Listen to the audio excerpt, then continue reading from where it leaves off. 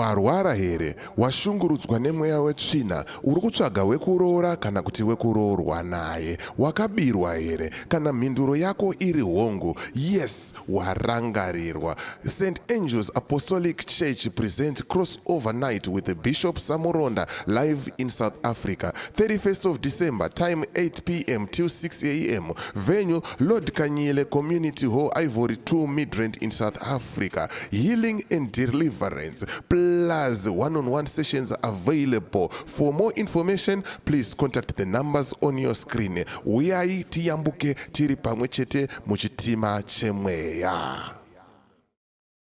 Ine ndinonzi Chimama, ndiri kuno kuSouth Africa and ndinonzwa kurwadziwa steric ndichinzwa kuti vana vekuZimbabwe vari kutorerwa zvinhu. Who is doing my door-to-door executions? Who is actually been given the mandate, or who has been given the tender to do door-to-door government raids? So someone works in South Africa, for instance, or in Botswana, or goes to the UK, or goes to the US, and then they work so hard throughout the whole year, such that they put their savings on the side, and when they go home, they buy their groceries in bulk. You buy your cooking oil, your rice, you can buy 10 bags of rice, 20 liters of cooking oil, and so that your family can have food throughout the next year whilst you go back to hustle in a foreign country. This is something that has been happening over the years. For those that are not working in neighboring countries, what they do is vanonoruka madoilies. Vanonoita zvivezwa. They make all sorts of things, and they come to South Africa and they sell their wares, make money, go back home, buy their groceries in bulk, and then the government says, we are pouncing on you. We are coming to check that you have not smuggled anything. I mean, these are people who are just buying things like cooking oil and sugar and flour. Zvokuti vararame, vana vadye mudzimba. Remember, this is the government that is taxing. Kuti ukatenga machips, ukatenga shwama, they are going to add tax to you. Utexwa, you bring your food, they are going to knock on your door.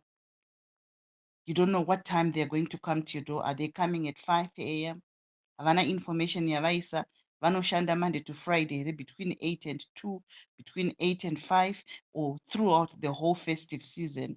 Whilst muchitamba Christmas, pane vanhu vachagogodza. Nobody knows. Nobody has been told anything. People are forever living in a fearful mode. Vanoimba masongs ekuti asingadi ngaabude muZimbabwe. People go out of Zimbabwe. They get passports. They go and work hard. Vouya zvekare kumba. Votyisidzirwa. We need to take what you have brought. We need some of it. Where is it going to go? For instance, if they take flour, nema cooking, zvirikuindepi? How is it going to be ferried? Has the government really thought through this whole process? Are they going to use police officers? Are they going to use soldiers? Are they going to use civil servants? Who is going to execute this door-to-door government raids over the festive season? Is it going to be ZANU-PF people? What criteria are they going to use to verify kuti ichi chiri smuggled? Is the system yepa border sort of like interlinked with the Zimbabwe Republic Police, such that they can say on this day, wakauya iwewe, hauna kudeclare zvakati. How are they going to do it? People are forever in a scared mode. This is not right. That is a national anthem for everyone to remind you who you are. Zimbabwe is a beautiful country. Inyika yedu, tinoenda kwatinoenda kunosevenza, and we always come back home. Ndopane rukuvhute rwedu.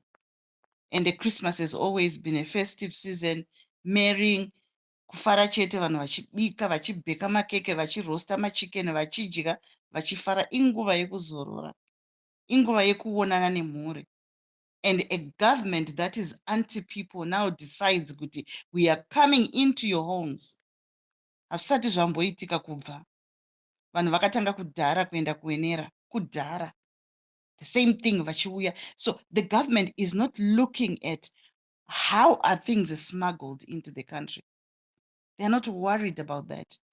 Who is allowing free passing of these smuggled goods?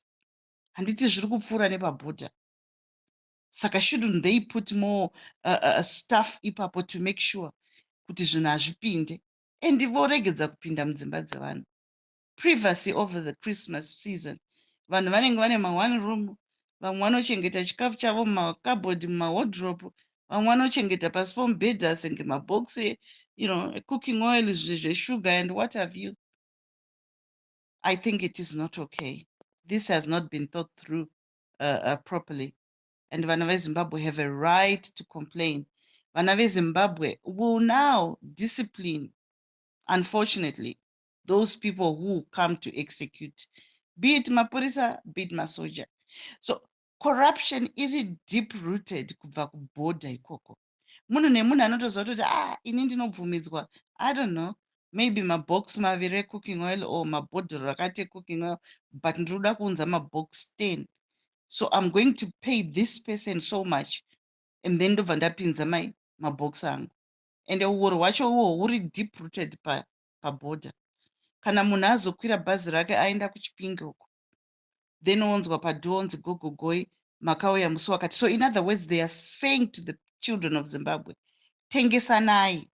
You should be in a position to tell us who has brought what, and then we'll send the local authorities to come and raid your home, to come and take everything that you brought for your family. A government that is anti-people. That is not okay. So sometime back, I think about 10 years back, the government had a similar operation where they were just raiding vendors. So if you were selling your wares, if you were selling vegetables, tomatoes, and what have you in the street, then the government would come and send Mapurisa, obviously. Kungonotora, kungonokumba. And most of these vendors are widows, vulnerable women, single parents, unemployed people. Vanhu vari kungongwavha kuti vagone kurarama. I remember paRhodsville, they took everything. Vakadzi vanomuka early in the morning voenda kumbare, vonohodha mapotatoes, matomatoes, maonions, mavegetables, and fruits. And then they come and put their little stores yekuti vange vachitengesa. And when the truck yemapurisa comes, it just comes, they take everything. And unoona madzimai achichema. Unoona achichema kurwadziwa. There are no jobs. Munhu anongofungawo kuti ndikangotengesawo something, ndikangowanawo kana $10, then I'll be able to save up, pay my child's school fees, or do whatever they want to do with that little amount of money. These are people who are not stealing. Vanhu vasiri kuenda kunohura, but vari kuti toda kuzvichengetera mhuri yedu. And then the government says, endai munotora zvese. So I remember kuRhodsville shops, one woman akatorwa mabhodhoro ake edovi, they were like 20 jars of peanut butter. And then the next morning, akadzoka futi ane magaba ake 8 akaiswa mixwa rat poison. So aisa rat poison, akasvika akaleya mabhokisi ake ndokuisa manhinginikiri ake ndokugara ipapo. Mapurisawo mamwe mapurisa anongokarawo ndokubva vauya ndokutora dovi riya. And then ndobva vaenda, havana kuendesa wherever they are supposed to take it. So when you raid food stuffs, you're supposed to go and stock it somewhere. God knows where I don't know. They did not take it where it was supposed to be taken. Instead, they took it to their homes. The next day, vana vakanzi kwakafa vana mupolice camp, vakadya porridge rine dovi. They died, including one police officer wanga achidyawo porridge. So why am I saying this? Zvichaita kuti vanhu vanokuvadzana. First of all, vanhu vanonwa paChristmas. Vanhu vachakuwadzana. There's going to be chaos in the country. Handizivi kana kuti even ivo vacho vari kuadvocate for this thing to happen, kuti do they ever think about such things? Vanhu vanosvikana pakunokorwa tsoka chaipo, oroyiwa. iwe uri kuti ndiri pabasa, ndiri kuuya kuzofrustrata munhu apedza gore rese achishanda mumba, otenga magroceries ake ouya kuzimbabwe, iwewo wotumwa kunzi chienda unomatora. Meanwhile, ndege dziri kubuda negold dzichienda kuDubai uko, and you were busy down here nezvinhu zvisina nebasa rose izvi zvokutorera vanhu cooking oil neflour. Gold, diamonds, money, they are living their lives, the inner circle, the top, the cream of the, you know, of the politicians. Vari kubuda vari kuita zvinhu zvavo, imi muri kungorwadziwa, muri kungotsunyana, muri kungonetsana muri ipapo. That's what they want. Divide and continue to rule. That's how it's gonna be. Imi muchingoti pamatwitter uyu akati hey, ngavatorwe vanosmagirira chii, hey, tinoda kuona manhingi. Nguva yecovid kwanga kusingabvi mafodya uko, zvichitozikanwa kuti fodya dziri kubva kuzimbabwe dzichipindwa muno musouth africa. Vaimbokomplaina here kuti sungai fodya idzo, but vaitoti endesai fodya kusouth africa uko. Ivari ivo vakuru vacho vachiindisa fodya kusouth africa nguva yecovid vachitora mari. So honestly, someone works in South Africa for a whole year, vamwe vanoita mastokfel zvekukandirana mukando zvizvi, vachikanda mari every month, vachikanda mari every month, and then at the end of the year they all go and do lots of groceries, and then vanhu vochipaka panana malaicha kuti chindiendesera kumusha. People don't know kuti vana malaicha vanozvifambisa sei pabhodha, and then grocery rosvika gogogoi vanhu votanga kutorwa grocery. This government is provoking the people. This is what I'm going to tell you today. You are provoking the people, and it takes one human. It will take one human. Achangoita one dzakashota, agobata pfuta agopfura vanhu vaya kuzomutorera chikafu. Tora matombo kutema navanhu. Ndiri kutaura kuisa poison muchikafu ichocho. Muchachemwa muZimbabwe muchiita zvinhu zvisina nebasa rese. Kuisa right poison chaiyo muflower. Whoever is going to consume that, whether you're going to sell it or muchaita sei, vanhu vachakuwadzana. I don't know kuti idi ari kutonga sei nyika. That's why they say kuti kutonga kwaro vachijamba vachitamba, kutonga kwaro. Kutonga rudziko uko kushungurudza vanhu. Vanhu vari kungwavha kuenda kunotsvaga kurarama. Hamusi kugarika muZimbabwe. Hamuna kucreata mabasa ekuti vanhu vashande. Everyone is an entrepreneur. Vacho vanotengesa zvinhu mupare misika yakapiswa. Kupisa chaiko kupisa. Stock yevanhu. Mostly madzimai. I don't know kuti muda kuti vanhu vasvike pakushatirwa kusvika papi. Dzimba chaidzo government iri kuputsa. Asi vanenge vari maland baron, vanenge vapa mastands, vanenge vari vanhu vavo. Kutora mari vodya. Munhu ovaka imba kusvika kunosvika pakupera, watenga building material yako from foundation to roof level. Motombogara ipapo for years. Muine furniture yenyu zvongoya zvonzi zvoputswa. MaZimbabweans akanyarara kuti zi. Kudenga kuna Mwari uko. That's what I'll tell you. Kudenga kuna Mwari uko. One day is one day. You are provoking the people. Vamunangagwa negovernment yenyu.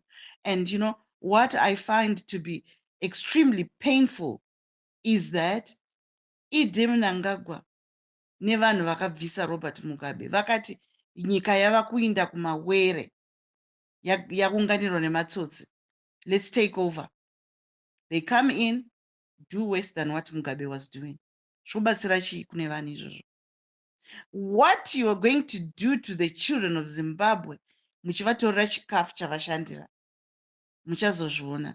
And don't say we didn't warn you. I wanted this space to be so short so that people can listen. Kuti zviri kuitwa nehurumende kuti vatore chikafu chinenge chabva kunze kwenyika. Vamwe vari kutumirwa nevana vavo mari. Vatumirwa nemari kubva kuUK. Votokwira mabhazi kuuya kutenga kuno kuSouth Africa zvinhu zvakachipa. Vocrosser over vachidzokera. Hamusisina kama mafactory. ekuti unoti okay, kwakuno regai ndinotenga mayonnaise uko, regai ndinotenga baked beans uko. Zvinhu zvacho zvava kungodhura, and for many years zvinhu zvanga zvichingobva kunze kwenyika. I remember the time mamusina sipo magreen bars aibva kusouth africa uko.